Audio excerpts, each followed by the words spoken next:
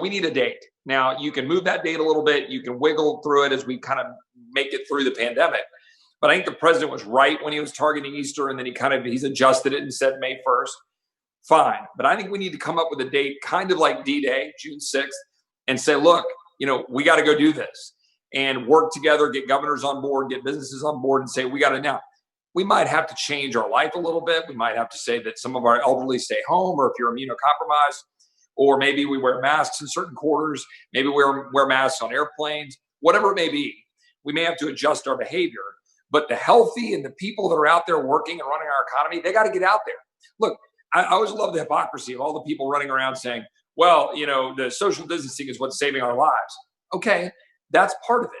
I agree. I have called for some of the social distancing until we can get our healthcare system in order, because our supply chain was too reliant on China.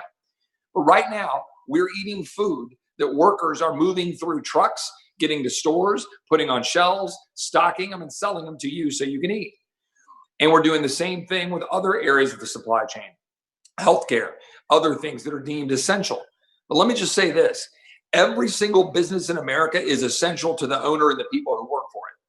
And every single business in America, almost all businesses, are essential to all of us because it works in this connected system. So we have the goods and services we need. So I would have said we need a date certain.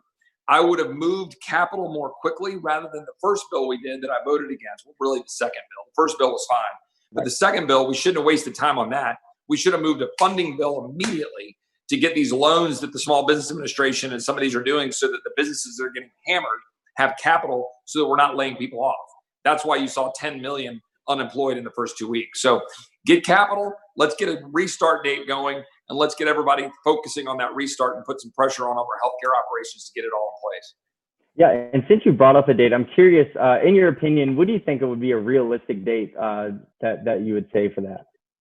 Look, right now I'm sitting here on April 6th, and I'm looking at the data and everything, and I'd say that our nation ought to be heading towards operating by May 1. I know that, I've got some people here in Texas who are saying we're not going to peak until May 6th. Fine. Then adjust it regionally. But then why are we shut down now? And we have healthcare workers that are being laid off because our hospitals aren't being used. We got people who aren't getting services that they need. And it's going to start dominoing through our economy. Oil and gas is getting crippled right now. Our independence in terms of energy, go talk to the Midland oil and gas operators right now who are just shutting down. They don't have any business. They can't get oil moving.